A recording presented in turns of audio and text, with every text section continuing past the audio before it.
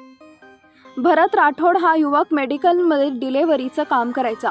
Petrol भरण्यासाठी भरत petrol पंपावर गेला होता। त्याचवेळी होर्डिंग कोसळण्याची दुर्घटना घडली। त्यात भरतचा दुर्दैवी अंत झाला।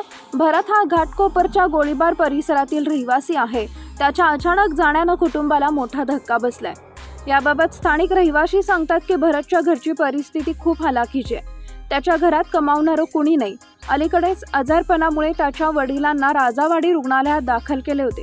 10 ते 12 दिवस हॉस्पिटलमध्ये होते। नुकतेच त्यांना डिस्चार्ज दिला आणि आज हा प्रसंग घडला। कोरोना काळात आईचं निधन झालं असंही त्यांनी सांगितलंय।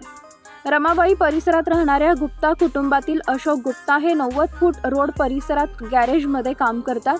सायंकाळी दुचाकीवरून ते पेट्रोल भरण्यासाठी पंपावर गेले। त्यावेळी अचानक जोराचा पाऊस सुरू झाला। पेट्रोल भरून ते पैसे देणार इतक्यात त्यांच्या अंगावर होर्डिंग कोसळलं। नेमकं काय झालं हे क्षणभर काहीच कळलं नाही। त्यानंतर त्यांनी पत्नीला फोन करून मदत मागितली। मी आतून आवाज देत होतो पण माझ्यापर्यंत मदत पोहोचत नव्हती। 4 तास मी आतमध्ये होतो।